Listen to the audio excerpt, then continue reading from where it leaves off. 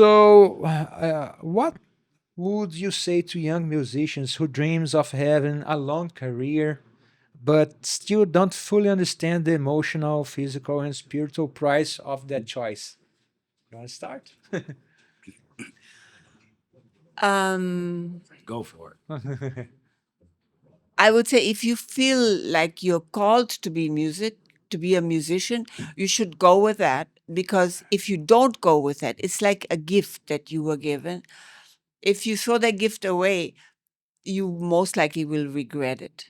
So if you feel like called for music, do your best to do it. And I would also say, there's a lot of things you can do with music. Like in the beginning, maybe it will be difficult to make a living, but you can teach. You can teach little kids the basics of it. There's a lot of things you can do with For music. money, we're I just- have one brother who's a piano player and who started doing music therapy. The music was the only thing that could reach autistic children Yeah.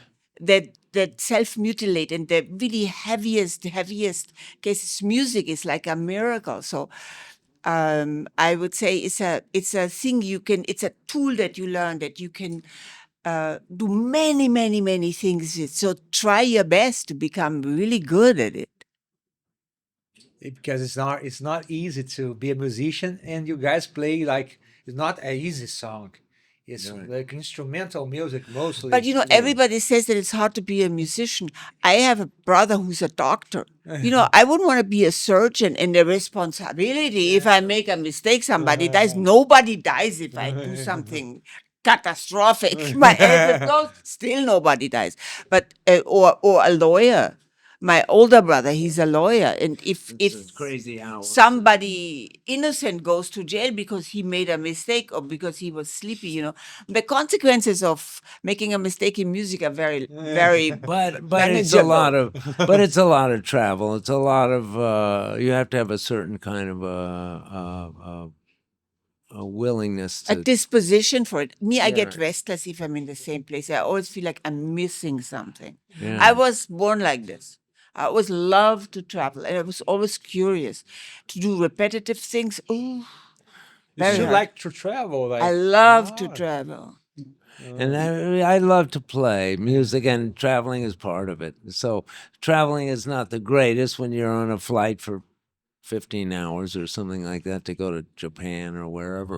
But uh, it's part of the deal. Especially if you have kids. Especially Oh, if you that's Family. get difficult That's for another you. That's part that's of another another problem. part this of it. choice. Totally, that's really hard, Yeah. right? Which you have. Yeah, That's You yeah, have probably why kids. we don't have kids, Yeah. because it would mean one of us has to stop playing Right, or stay home or more. stay home. But Randy and Ada Brecker do it. So they go on the road. She doesn't do it as much when she had Stella, but But Stella is big now. Stella's playing. yeah. So also. now they go on the road more, and they do some together and Ada plays. So there's ways to do it, but yes, you have to. But the main thing is, I think some people expect to have a. When they're doing music, they almost expect that this is going to be a career, and if not, I'm going to give up. And I think music, I just in my experience, if I didn't have guitar, regardless of if I'm making money doing it, I would still play because it's so good for your heart and soul. So I would say everybody should play something. It's agree, just yeah. amazing for your brain, for your feeling, and of course it's hard to learn, but you get to a certain point, even if it's relatively, it doesn't have to be. You don't have to be a prodigy or amazing technician, but you can play from your heart and maybe write a song, and it's a beautiful thing. But do you think that today is harder to be like a Mike Stern?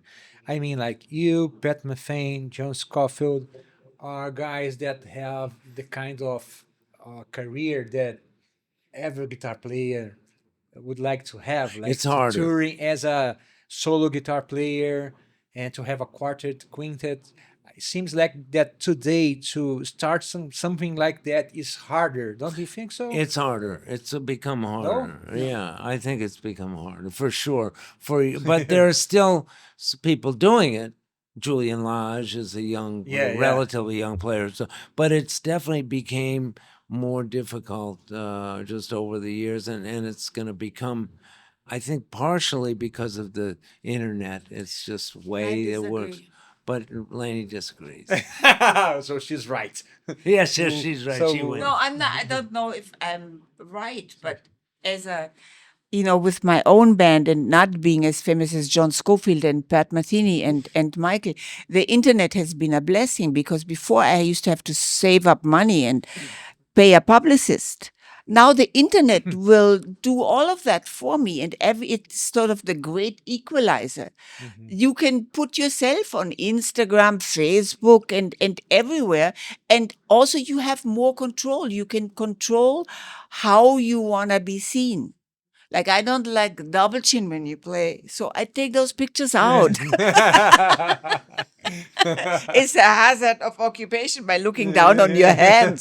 So I remove that, but that's just a silly example of like And I think, real. in this case, we're content. both we're both. But it's like silly. You can like really control the content of your music and what your music means, and who you play with and where you play. You are in charge of that, and you have another forum, a digital forum, where you can promote your music, and you have more independence. You become like the promoter yourself. Nobody tells you what to do or what to play. Or I remember times when promoters would tell you what to play. Start Yeah. with a fast song. So I don't want to start with a fast song, but you do what you're told. But the internet makes us free. We disagree. Yeah, I don't think. I mean, in reality, it's harder now. It's harder. I was I was really lucky to play with First Blood, Sweat, and Tears, and that was just because I was studying a little bit with Pat Metheny at Berkeley when he was teaching there. He was like, still in diapers when he was teaching there. He was a young student. He was like 18 or something, and I was 20. And he got a call from Bobby Colombi to recommend a guitar player. So he recommended me to get the audition, and I thought I would never get the gig because there was a whole bunch of other people. But somehow I got the gig for that band, and then something else happened. I got a call for Billy Cobham, and then Bill Evans recommended me for Miles because the Miles Davis first guitar player, who was great, didn't work out personally. So then Bill brought Miles to hear me at the Bottom Line, and so I got a chance to play with those guys, and especially Miles, and that helped everything. So people don't get that often, So that's really what helped me in terms of and I was shy about doing it. I was always ambivalent about going on the road and being in front of people. At that point, I was really shy about it. I didn't even want to, I wasn't sure I wanted to do it. I thought maybe I just want to teach. And like Charlie Banakis. And then I kind of got over that. We were at that gradually. concert at the Bottom Line, like me and Bill Frisell and a lot of things. And there was a rumor that Miles was going to come. So we had whiplash. We were looking at the stage. We were looking at it, looking at the stage. And then he came in and he walked along the side, and the whole audience heads, every head went there. And he walked right backstage and disappeared. And then Michael told me he came back and told him to meet him. Yeah, he told Billy Cobham. He called Billy Cobham while we were playing. And he called Billy off the stage and he said, "Tell your guitar player to be at Studio B at Columbia Records tomorrow at 6:00. So Billy gave me the message. He came back, finished the set, and then he told me.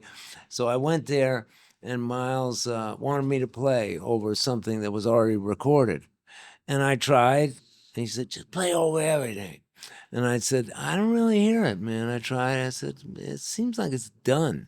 And eventually he left that one alone. But we did one more cut called Fat Time. That he named it Fat Time because he liked my time feel, and I was heavy at the time, and that's what he used to call me, Fat Time.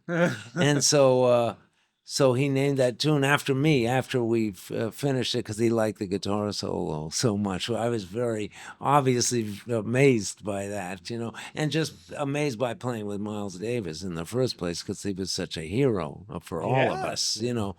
And but then we went on the road a bunch, you know, and played with him for a while. Did you feel comfortable playing the side of Miles Davis? It How did you was feel? scary, but yeah, because it was Miles. But yeah, he made me feel as comfortable Yeah. as possible. Yeah, and then after a while, it got to be more difficult. I was drinking too much and getting high. He was trying to get me to go to a rehab, and he was actually going to pay for it. Oh, right. Yeah, he was really Miles could be really sweet, like amazingly caring. You know, sometimes people didn't know that about him. And then I said, no, I don't need it. And so then I left the band and played with Jaco Pastorius, and then came back because Miles called me back. I was playing with Steps then, Steps Ahead, and then he called me back to play some more with him. So I did it again for another 9 or 10 months. And Bob Berg was in the band. Then we started a band together.